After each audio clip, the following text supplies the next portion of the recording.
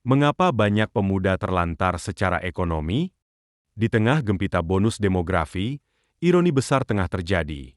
Jutaan pemuda justru terpinggirkan dari sistem ekonomi.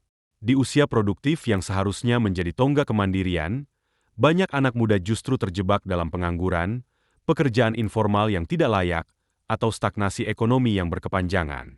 Apa penyebabnya? Pertama, sistem pendidikan menjadi akar masalah. Banyak lulusan sekolah dan perguruan tinggi yang tidak dibekali keterampilan sesuai kebutuhan dunia kerja. Kurikulum yang usang, minim praktik, dan tidak selaras dengan dinamika industri membuat ijazah kehilangan nilai fungsional. Ironisnya, lulusan sekolah kejuruan pun justru mencatatkan tingkat pengangguran tertinggi. Kedua, dunia kerja formal semakin sulit diakses. Lapangan kerja tidak tumbuh secepat jumlah lulusan baru. Banyak perusahaan lebih memilih tenaga kerja berpengalaman, menciptakan dilema klasik, tak dapat kerja karena tak punya pengalaman, dan tak punya pengalaman karena tak dapat kerja. Akibatnya, mayoritas pemuda terlempar ke sektor informal yang minim perlindungan dan rentan dieksploitasi. Ketiga, akses terhadap modal dan peluang ekonomi sangat timpang. Banyak anak muda yang ingin memulai usaha tetapi terbentur birokrasi, tidak memiliki agunan, atau terkendala literasi keuangan yang rendah.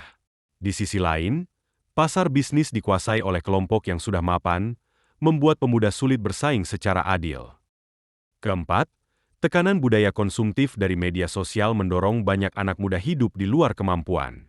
Banyak yang terjebak gaya hidup semu, tanpa bekal literasi keuangan, atau perencanaan karir jangka panjang.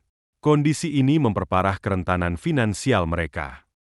Kelima, ketimpangan digital dan infrastruktur juga menjadi penghalang. Pemuda di kota besar lebih mudah mengakses internet, pelatihan daring, dan peluang kerja digital. Sementara itu, anak muda di daerah tertinggal masih bergelut dengan sinyal lemah dan keterbatasan fasilitas. Pemerintah perlu merespons serius krisis ini.